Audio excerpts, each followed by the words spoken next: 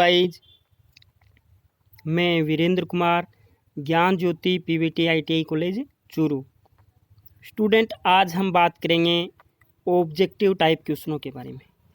तो इसमें सबसे पहले देखते हैं गाइज क्वेश्चन नंबर 1। और एक बात मैं आपको बता देना चाहता हूँ कि इसमें ये जो क्वेश्चन है ये सिंगल लाइन क्वेश्चन होंगे, यानी वन लाइन है क्वेश्चन। इसमें ऑब्जेक्टिव टाइप के 4 ऑप्शन आपको नहीं मिलेंगे। जो आंसर है, एक्यूरेट जो आंसर है वो सीधा मिलेगा, ताकि समय कम लगे और तैयारी अच्छी हो जाए। तो गाइज, सिंगल लाइन क्वेश्चन के अंदर पहला क्वेश्चन है कि विद्युत धारा प्रवाह की गति कितनी होती है। तो गाइज, इसका आंसर होगा 3 × 10⁸ मीटर पर सेकेंड। गाइज, मीटर पर सेकेंड होता है, मीटर प्रति मिनट नहीं होता, मीटर पर सेकेंड होता है। क्वेश्चन नंबर 2, 1 एम्पीयर विद्युत धारा क्या होती है। 1 सेकेंड समय में 6.28 × 10⁸ इलेक्ट्रॉन का प्रवाह 1 एम्पीयर कहलाता है। 1 एम्पीयर कहलाता है। ओके गाइज, क्वेश्चन नंबर 2 की बात करते हैं। अर्थ तार तथा न्यूट्रल तार के बीच विभवांतर कितना होता है। तो गाइज, इसका आंसर होगा 0, यानी अर्थ तार तथा न्यूट्रल तार के बीच में वोल्टेज का मान 0 होता है, यानी विभवांतर है वो 0 होगा। क्वेश्चन नंबर 4, फ्यूज व नियंत्रण स्विच किस में लगाए जाते हैं, यानी न्यूट्रल, अर्थ, फेज, इस प्रकार के आपको इसमें ऑप्शन मिलते हैं। तो आपको लिखना है कि फ्यूज व नियंत्रण स्विच हमेशा फेज तार में लगाए जाते हैं। Question number 4। ओके, इसके बाद में क्वेश्चन नंबर 5, मानव शरीर, ह्यूमन बॉडी का प्रतिरोध कितना होता है। ह्यूमन बॉडी का प्रतिरोध कितना होता है। तो गाइज, इसका आंसर होगा 100 किलो ओम से 500 किलो ओम के बीच मानव शरीर का प्रतिरोध कितना होता है। 100 किलो ओम से 500 किलो ओम के बीच होता है। गाइज, के का मान 1000 होता है, के का मान 1000 होता है। तो हम ये भी कह सकते हैं कि 1 लाख से 5 लाख के बीच होता है। क्वेश्चन नंबर 6, विद्युत तारों व धात्विक वस्तुओं में लगी आग को कौन सी श्रेणी में रखा जाता है। गाइज, आपको इस प्रकार के ऑप्शन मिलेंगे। श्रेणी ए प्रकार की आग, श्रेणी बी, श्रेणी सी, श्रेणी डी। तो विद्युत तारों व धात्विक वस्तुओं में लगी आग को श्रेणी डी में रखा जाता है। ओके गाइज, अगला क्वेश्चन होगा 7 नंबर का। श्रेणी डी की आग किस प्रकार के अग्निशमन से बुझाई जाती है। तो इसका आंसर होगा कार्बन डाइऑक्साइड। कार्बन डाइऑक्साइड को बोलते हैं CO2, यानी CO2 व CTC अग्निशामक यंत्र।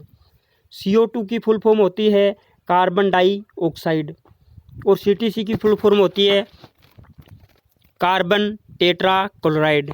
ओके गाइज, हमारा इसी सीरीज का क्वेश्चन नंबर 8 होगा कि भारत में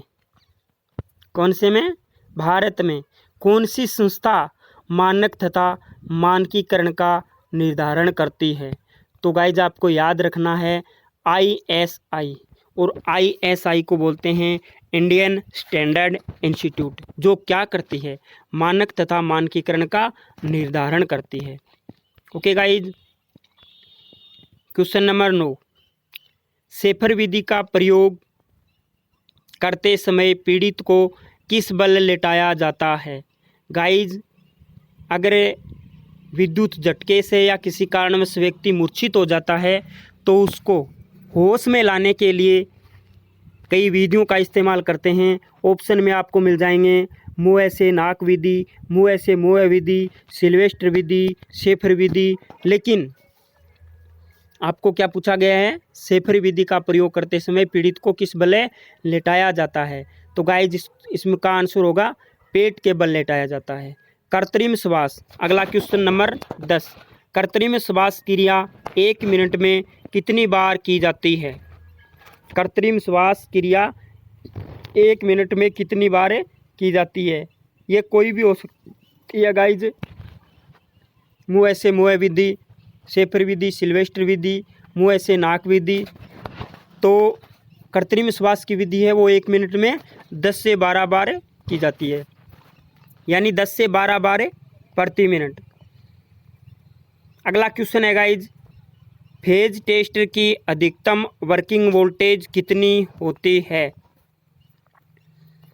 फेज टेस्टर की अधिकतम वर्किंग वोल्टेज कितनी होती है, यानी फेज टेस्टर को कितनी वोल्टेज तक कार्य में ले सकते हैं, यानी कितनी वोल्टेज तक फेज टेस्टर उपयोग में लेते हैं? तो वो है 500 वोल्ट। गाइज क्वेश्चन की लैंग्वेज चेंज हो सकती है, क्वेश्चन घुमा करके पूछ सकता है, लेकिन अगर आपके याद है, आपका पढ़ा हुआ है, आपका समझा हुआ है, तो आप क्वेश्चन को कभी भी रोंग यानी गलत नहीं कर सकते। तो गाइज फेज टेस्टर है वो 500 वोल्टेज तक कार्य करता है, 500 वोल्टेज तक। अगला क्वेश्चन है, विद्युत कार के लिए किस साइज का कॉम्बिनेशन प्लायर उपयुक्त रहता है? गाइज हमने प्रैक्टिकल के अंदर औजार पढ़े हैं, तो उसमें ये क्वेश्चन पूछा गया है, थ्योरी का क्वेश्चन है ये। वैसे विद्युत कार के लिए किस साइज का कॉम्बिनेशन प्लायर, जिसको हिंदी में बोलते हैं संयुक्त प्लायर, उपयुक्त रहता है? तो वो होता है गाइज 20 सेंटीमीटर लंबाई वाला और इंसुलेटेड दस्ते वाला, यानी वो इंसुलेटेड दस्ते वाला होता है, यानी हम जिस प्लायर को जहाँ उसको हाथ से पकड़ते हैं ना, वो हिस्सा उसका इंसुलेटेड होता है, ताकि हमें विद्युत झटके से बच सकें। ओके गाइज, इसका अगला क्वेश्चन है, हैंड ड्रिल बिट का व्यास कितना होता है? हैंड ड्रिल बिट का व्यास कितना होता है? तो वो गाइज होता है 4 से 6 mm, या उसको इंच में बदलें तो होता है 1/64 इंच से 1/4 इंच। 1/64 है वो छोटा मान है और 1/4 है वो बड़ा मान है। अगर इंच की बात करें तो 1/64 इंच से 1/4 इंच, और अगर mm में व्यास पूछा जाए तो होता है 4 से 6 mm। और ज़्यादातर गाइज 4 से ज़्यादातर है वो मान है mm में ही पूछा जाता है। तो अपना अगला क्वेश्चन है गाइज, टेनन सा के दांतें आगे की ओर गति करते हुए लकड़ी या सनमाइका को काटती है। ये सीधा सा क्वेश्चन है, आपको पूछ ले कि टेनन सा के दांतें किस ओर गति करते हुए लकड़ी या सनमाइका को काटते हैं? तो टेनन सा के दांतें हमेशा आगे की ओर गति करते हुए लकड़ी या सनमाइका को काटते हैं। और हेक्सा के दांतें आगे की ओर गति करते हुए धातु काटता है। ये क्वेश्चन है, औजार 3 हो गए इस प्रकार के कर्तन औजारों में आते हैं ये, हेक्सा, टेनन सा और वुड सा। ये गाइज कर्तन औजारों के भाग हैं। तो कर्तन औजार कौन सा होता है? जो धातु या लकड़ी को काटता है। तो टेनन सा के दांते आगे की ओर गति करते हुए लकड़ी या सनमाइका काटते हैं, जबकि हेक्सा के दांते आगे की ओर गति करते हुए धातु काटते हैं। और वुड सा के दांते अपनी ओर गति करते हुए लकड़ी काटता है। वुड सा है वो अपनी ओर गति करते हुए लकड़ी काटता है, धातु नहीं काटता, लकड़ी काटता है। ओके गाइज, अगला क्वेश्चन है, रेती किस धातु की बनाई जाती है? रेती को गाइज इंग्लिश में फाइल बोलते हैं। क्या बोलते हैं? फाइल, FILE, फाइल बोलते हैं। तो रेती किस धातु की बनी हुई होती है? रेती है वो हमेशा हाई कार्बन स्टील या कास्ट स्टील की बनी हुई होती है। आपको ऑप्शन में मिलेगा हाई कार्बन स्टील या कास्ट स्टील, एक ही ऑप्शन मिलेगा गाइज। ओके, क्वेश्चन नंबर अगला 17, मानक वायर गेज की प्रास कितनी होती है। मानक वायर गेज गाइज ये क्वेश्चन हमने बहुत बार पढ़ा है और सबसे इजी क्वेश्चन है। और एक बात और बता देना चाहता हूँ, ये मोस्ट भी बहुत है, ये सबसे महत्वपूर्ण क्वेश्चन है गाइज। इस प्रकार के क्वेश्चन है और एग्जाम में बेसिकली पूछे जाते हैं। तो मानक वायर गेज की प्रास कितनी होती है। मानक कौन सा होता है, जिसका निर्धारण किया गया हो मानक मानकीकरण के अनुसार। ये नहीं कि ऐसे ही बना दिया, बिना मान्यता वाली किसी कंपनी ने बना दिया किसी। तो मानक वायर गेज की प्रास है वो 0 से 36 SWG होती है। अगला क्वेश्चन, सोल्डरिंग आयरन का एलिमेंट किस धातु का बना होता है। सोल्डरिंग आयरन का एलिमेंट किस धातु का बना होता है। तो गाइज अगर बात आती है एलिमेंट की, हीटिंग एलिमेंट की, तो वो हमेशा नाइक्रोम का बना हुआ होता है। ड्रिल बिट किस धातु से बनाई जाती है। Drill bit high carbon steel या हाई स्पीड स्टील से बनाई जाती है। स्टील रूल से न्यूनतम कितनी लंबाई का यथार्थ मापन किया जा सकता है। क्वेश्चन नंबर 10 यानी ये 20वां क्वेश्चन है गाइज। स्टील रूल से न्यूनतम कितनी लंबाई का यथार्थ मापन किया जा सकता है, यानी मिनिमम से मिनिमम कितनी वैल्यू को हमें माप सकते हैं। तो गाइज इसका आंसर होगा 0.5 mm यानी आधा mm। ओके गाइज, अगला क्वेश्चन है, मीट्रिक माइक्रोमीटर का अल्पतमांक कितना होता है। मीट्रिक माइक्रोमीटर का अल्पतमांक कितना होता है। गाइज इसका आंसर होगा 0.01 mm। ब्रिटिश माइक्रोमीटर का अल्पतमांक कितना होता है। ब्रिटिश माइक्रोमीटर का अल्पतमांक कितना होता है, तो वो होता है guys 0.2 inch. 0.2 inch. High speed steel, आपने धातु का नाम सुना होगा। हाई स्पीड स्टील में कार्बन का कितना प्रतिशत होता है। हाई स्पीड स्टील में कार्बन का कितना प्रतिशत होता है। तो गाइज इसका आंसर होगा 0.75 से 1%। गाइज ये क्वेश्चन ITI के सेमेस्टर एग्जाम में पूछा गया क्वेश्चन है और लगभग ये क्वेश्चन पूछा जाता है। हाई स्पीड स्टील में कार्बन का कितना प्रतिशत होता है। तो गाइज इसका आंसर होगा 0.75 से 1%। फाइल को बोलते हैं रेती। फाइल या रेती की लंबाई मापी जाती है। फाइल या रेती की लंबाई मापी जाती है पॉइंट से हील तक। पॉइंट से हील तक। आप जब रेती का डायग्राम देखोगे तो आपको एक हिस्सा मिलेगा पॉइंट और एक मिलेगा हील। तो पॉइंट से हील तक है रेती की साइज मापी जाती है। ओके गाइज, अगला क्वेश्चन है अपना, वैसे ये क्वेश्चन 25 नंबर का है गाइज। चीजल निर्माण में प्रयुक्त धातु है। चीजल निर्माण में प्रयुक्त धातु है, कौन सी है गाइज। चीजल निर्माण में प्रयुक्त धातु है सोल्डरिंग आयरन का बिट। चीजल निर्माण में प्रयुक्त धातु है हाई कार्बन स्टील। तो गाइज इसका आंसर हो जाएगा चीजल निर्माण में प्रयुक्त धातु high carbon steel. Okay guys, इसका आंसर होगा हाई कार्बन स्टील। तो गाइज सोल्डरिंग आयरन का बिट किस धातु का बना होता है। सोल्डरिंग आयरन का बिट है वो किस धातु का बना होता है। तो गाइज इसका आंसर होगा तांबे का। सोल्डरिंग आयरन का बिट है वो तांबे का बना हुआ होता है। गाइज इसमें मैंने साइज भी बताई है और किस धातु का बना हुआ होता है वो भी बताया है। ओके गाइज, अगला क्वेश्चन है अपना, बेंच वाइज की माप कैसे व्यक्त की जाती है। बेंच वाइज की माप कैसे व्यक्त की जाती है। तो वाइस के जा की लंबाई से, वाइस के जा की लंबाई से व्यक्त की जाती है। ओके गाइज, बेंच वाइज की साइज। अगला क्वेश्चन है गाइज क्वेश्चन नंबर 18 और वैसे ये 28 का क्वेश्चन है। ड्रिल किए हुए छिद्रों को बड़ा करने के लिए कौन से टूल का प्रयोग किया जाता है। कौन से टूल का प्रयोग किया जाता है। ड्रिल किए हुए छिद्रों को बड़ा करने के लिए कौन से टूल का प्रयोग किया जाता है? तो उसका नाम है गाइज बोरिंग टूल। कौन सा टूल है? Boring tool. अगला क्वेश्चन है गाइज, स्पार्क प्लग आदि का एयर गैप नापने के लिए प्रयोग किया जाने वाला यंत्र है। स्पार्क प्लग आदि का एयर गैप नापने के लिए प्रयोग किया जाने वाला यंत्र है। तो क्वेश्चन नंबर 19 का आंसर हो जाएगा गाइज फिलर गेज।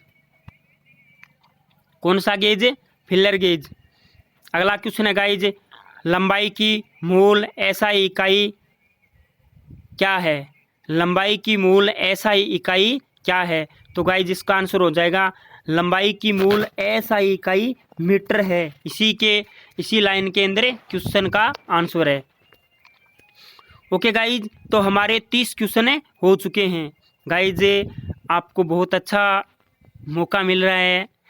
15 मिनट के अंदर 20 क्वेश्चन कवर हो रहे हैं गाइज, 30 क्वेश्चन कवर हो रहे हैं। और हम आगे पढ़ते हैं क्वेश्चन नंबर 31, यानी क्वेश्चन नंबर 1, इलेक्ट्रॉन पर कितना व कौन सा आवेश होता है? गाइज ये पहला वीडियो है, आपको दिख भी रहा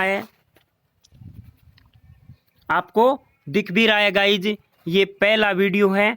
और आशा करता हूँ कि इससे बेहतर वीडियो मैं आपके लिए लेके आऊँगा। क्वेश्चन गाइज अच्छे दिख रहे होंगे। इसका 31 नंबर का क्वेश्चन, इलेक्ट्रॉन पर कितना व कौन सा आवेश होता है? तो गाइज इसका आंसर होगा -1.6 × 10⁻⁻19 कूलाम, यानी ऋणात्मक आवेश कितना होता है? 1.6 × 10⁻⁻19 कूलाम व ऋणात्मक आवेश होता है। ओके गाइज, अगला क्वेश्चन है, प्रोटॉन पर कितना व कौन सा आवेश होता है? प्रोटॉन पर तो आवेश तो वही होता है 1.6 × 10⁻⁻19 कूलाम, लेकिन प्रोटॉन के ऊपर धनात्मक आवेश होता है। ओके गाइज, कौन सा आवेश होता है? धनात्मक आवेश। अगला क्वेश्चन है, परमाणु का केंद्रीय सघन भाग क्या कहलाता है? परमाणु का केंद्रीय सघन भाग क्या कहलाता है? तो गाइज क्वेश्चन नंबर 3 का आंसर हो जाएगा नाभिक। कौन सा हो जाएगा? नाभिक। अगला क्वेश्चन, प्रकृति में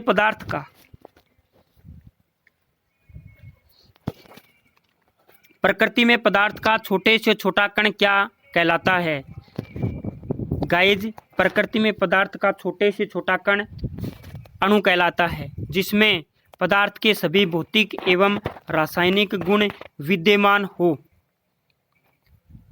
पदार्थ के रासायनिक और भौतिक गुण विद्यमान हो वो तो अणु कहलाता है, लेकिन परमाणु भी प्रकृति का सबसे छोटा कण है जो स्वतंत्र अवस्था में विद्यमान नहीं रह सकता, परंतु वह रासायनिक क्रियाओं में भाग ले सकता है अथवा उनके द्वारा पृथक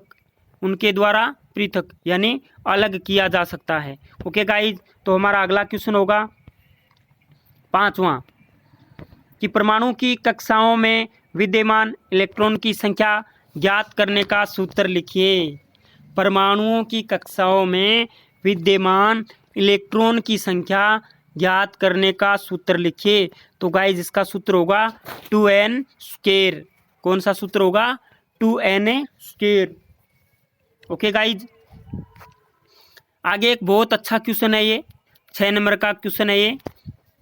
वैसे गाइज ये 36 नंबर का क्वेश्चन है, इस सीरीज का 36 नंबर का क्वेश्चन है। तो गाइज ये बहुत महत्वपूर्ण क्वेश्चन है। प्रसिद्ध वैज्ञानिक आइंस्टीन की पदार्थ ऊर्जा समीकरण क्या है? तो गाइज पदार्थ ऊर्जा समीकरण E = m×c²। यहाँ E ऊर्जा है, m पदार्थ का द्रव्यमान है जिसको kg में व्यक्त करते हैं, और c प्रकाश का वेग है। c क्या है? प्रकाश का वेग। गाइज मैं एक बात बता देना चाहता हूँ कि प्रकाश का वेग और विद्युत धारा प्रवाह की गति बिल्कुल सेम होती है, 3 × 10⁸ मीटर पर सेकेंड। प्रकाश का वेग कोष्टक में दे रखा है 3 × 10⁸ मीटर पर सेकेंड होता है। 3 × 10⁸ मीटर पर सेकेंड होता है प्रकाश का वेग, और यही विद्युत धारा प्रवाह की गति होती है। अगला क्वेश्चन है गाइज, परमाणु की तीसरी व चौथी कक्षाओं में क्रमशः इलेक्ट्रॉन की संख्या होती है। गाइज इस प्रकार के क्वेश्चन आपके एग्जाम में आते हैं, तो आपको ध्यान में रखना है कि परमाणु की तीसरी व चौथी कक्षाओं में क्रमशः इलेक्ट्रॉन की संख्या होती है। तीसरी में 18 होती है और चौथी कक्षा में 32 होती है। गाइज मैं आपको ये बता देना चाहता हूँ कि जो परमाणु की संरचना होती है उसकी पहली कक्षा में इलेक्ट्रॉन की संख्या 2 होती है, दूसरी में 8 होती है, तीसरी में 18 होती है और चौथी में 32 होती है। ओके गाइज, आगे बात करते हैं हम क्वेश्चन नंबर 8 की। तो 8वें क्वेश्चन में बताया गया है कि परमाणु संरचना परमाणु संरचना न्यूट्रॉन की संख्या कैसे ज्ञात की जाती है। न्यूट्रॉन की संख्या कैसे ज्ञात की जाती है, यानी जिसको बोलते हैं परमाणु संरचना। न्यूट्रॉन की संख्या बराबर परमाणु भार माइनस परमाणु संख्या। परमाणु संरचना ज्ञात करने के लिए क्या करते हैं, न्यूट्रॉन की संख्या निकालते हैं। न्यूट्रॉन की संख्या कैसे निकालते हैं, परमाणु भार होता है उसमें से परमाणु संख्या घटा देते हैं, तो हमारे न्यूट्रॉन की संख्या आ जाती है कि ये परमाणु संरचना में न्यूट्रॉन की संख्या कितनी है। ओके गाइज, अगला क्वेश्चन है, चालकता का मात्रक क्या होता है। चालकता का मात्रक क्या होता है। चालकता को इंग्लिश में बोलते हैं स्टूडेंट कंडक्टेंस, और कंडक्टेंस का मात्रक साइमन होता है, और साइमन का प्रतीक एस होता है जो साइमन के कोष्टक में दे रखा है। ओके गाइज, हमारा अगला और नेक्स्ट क्वेश्चन है, विद्युत वाहक बल व विभव। विद्युत वाहक बल व विभव तथा विभवांतर, यानी ईएमएफ, इलेक्ट्रोमोटिव फोर्स, विभव यानी वोल्टेज और विभवांतर यानी पोटेंशियल वोल्टेज का मात्रक क्या होता है। तो गाइज ये जो तीन है, ये चीज़ तो एक ही है लेकिन इनका थोड़ा अलग अलग रूप है, अलग अलग थोड़ा इसका उपयोग है। तो इसका मात्रक क्या होता है गाइज, वोल्ट होता है। विभव, विभवांतर और विद्युत वाहक बल को हमेशा वोल्ट में मापा जाता है। ओके गाइज, अगला क्वेश्चन है, यूरेनियम का परमाणु क्रमांक क्या होता है तथा प्रोटॉन की संख्या कितनी होती है। परमाणु क्रमांक 238 होता है जिसमें 146 से न्यूट्रॉन होते हैं। यूरेनियम का परमाणु क्रमांक क्या होता है, यूरेनियम का परमाणु क्रमांक 238 होता है तथा प्रोटॉन की संख्या कितनी होती है। प्रोटॉन की संख्या गाइज 146 से होती, जिसमें 146 न्यूट्रॉन होते हैं। ओके गाइज, अगला क्वेश्चन है, सबसे जटिल परमाणु किस तत्व का होता है। सबसे जटिल परमाणु, अगर सबसे जटिल परमाणु के बारे में पूछा जाए तो सबसे जटिल परमाणु है वो यूरेनियम 238 का होता है। ऊपर बताया ना मैंने, यूरेनियम 238। ओके गाइज, अगला क्वेश्चन है, परमाणु भार क्या होता है। क्वेश्चन नंबर, वैसे ये 43 का क्वेश्चन है गाइज। परमाणु भार क्या होता है, इलेक्ट्रॉन तथा प्रोटॉन की कुल संख्या। इलेक्ट्रॉन और प्रोटॉन की जो कुल संख्या होती है उसको बोलते हैं परमाणु भार। ओके गाइज, अगला क्वेश्चन है, प्रकृति में पदार्थ कितने रूपों में पाया जाता है।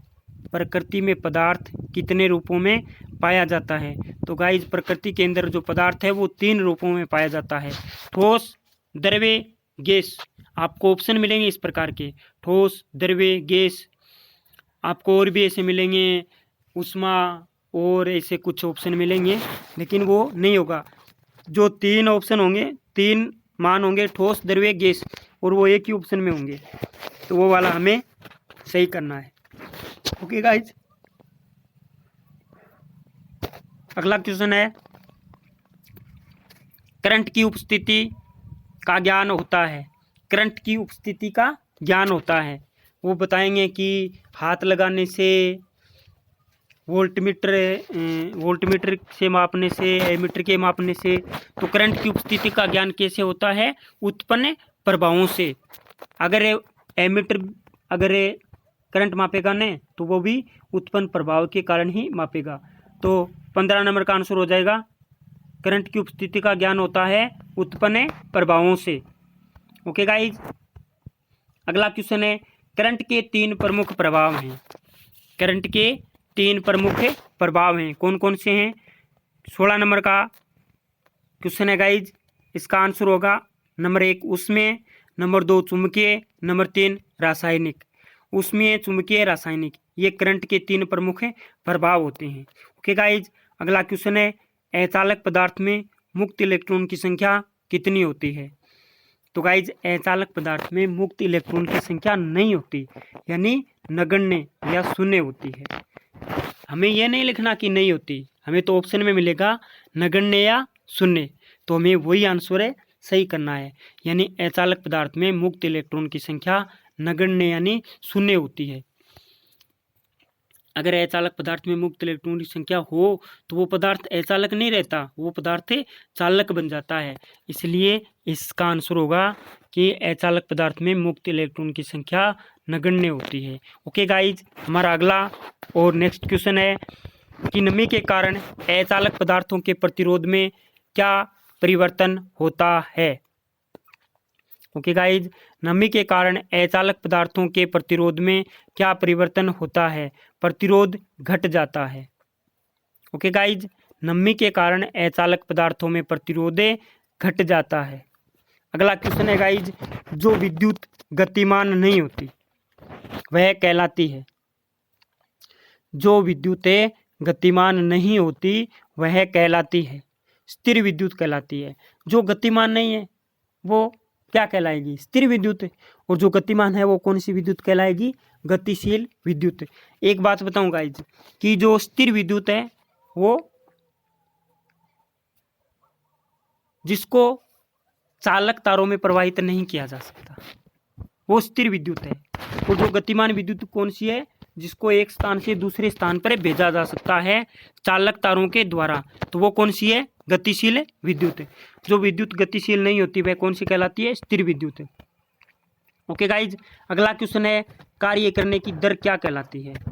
तो गाइज इस प्रकार का क्वेश्चन बेसिकली पूछा जाता है। मैं गारंटी के साथ कह सकता हूं कि कार्य, शक्ति और ऊर्जा, इन तीनों में से एक क्वेश्चन सीधा और सिंपल सा पूछा जाएगा कि या तो पूछा जाएगा कार्य का मात्रक क्या होता है, या पूछा जाएगा कार्य करने की दर क्या कहलाती है, या पूछा जाएगा शक्ति का मात्रक क्या है। शक्ति का मात्रक गाइज पावर है, और कार्य करने की दर क्या कहलाती है? शक्ति यानी पावर कहलाती है। ओके गाइज, अगला क्वेश्चन है, अर्धचालक पदार्थों की चालकता अचालक पदार्थों की चालकता से होती है। गाइस इस प्रकार का ही क्वेश्चन पूछा जाता है। ये बहुत ही समझने वाला क्वेश्चन है कि अर्धचालकों की चालकता है वो अचालक पदार्थों की चालकता से अधिक होती है। यानी अर्धचालक कौन सा हो है?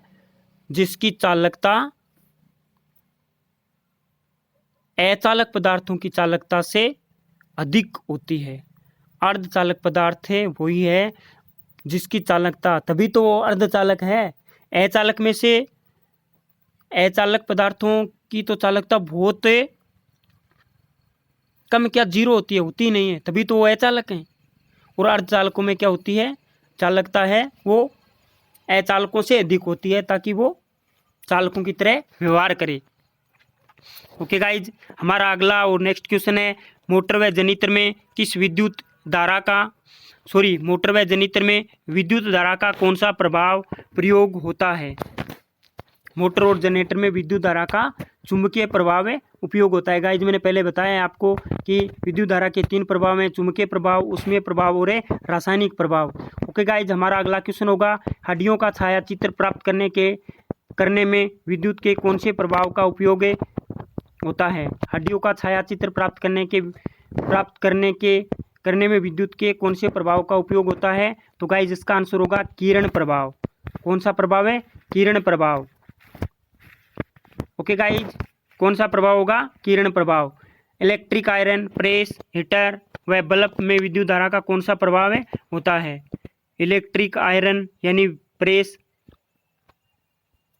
हीटर, बल्ब में विद्युत धारा का कौन सा प्रभाव होता है? ऊष्मीय प्रभाव। ओके गाइज, अगला और नेक्स्ट और लास्ट क्वेश्चन है इस टॉपिक का, विद्युत के रासायनिक प्रभाव का उपयोग कहाँ कहाँ होता है? विद्युत के रासायनिक प्रभाव का उपयोग कहाँ कहाँ होता है? तो गाइज इसका आंसर होगा रासायनिक सेल, विद्युत लेपन, धातु शोधन व धातु निष्कर्षण। विद्युत के रासायनिक प्रभाव का उपयोग कहाँ कहाँ होता है? तो रासायनिक सेल, विद्युत लेपन, धातु शोधन व धातु निष्कर्षण में होता है। सीधा सा क्वेश्चन पूछा जा सकता है गाइज कि विद्युत लेपन में विद्युत धारा का कौन सा प्रभाव उपयोग होता है? तो आप कह सकते हो रासायनिक प्रभाव। ये भी पूछा जा सकता है कि धातु शोधन व धातु निष्कर्षण में विद्युत धारा का कौन सा प्रभाव उपयोग किया जाता है? तो इसका आंसर क्या हो जाएगा? विद्युत रासायनिक प्रभाव। क्वेश्चन गाइज कैसे भी घुमा फिरा के पूछ सकता है, लेकिन आंसर हमारा यही होगा। तो ध्यान में रखना, विद्युत धारा के रासायनिक प्रभाव का उपयोग कहाँ किया जाता है? रासायनिक सेल, विद्युत लेपन, धातु शोधन व धातु निष्कर्षण में। ओके गाइज, आज के लिए इतना ही। गाइज एक बात का विशेष ध्यान रखें कि हमारे देश में कोरोना महामारी के संकट से लड़ने के लिए हमारे देश में लॉकडाउन का सिस्टम लागू है। तो गाइज मेरा यही कहना है कि घर में रहें, सुरक्षित रहें, stay home, stay safe. Okay guys, thanks. आज के लिए इतना ही। आपका अपना वीरू।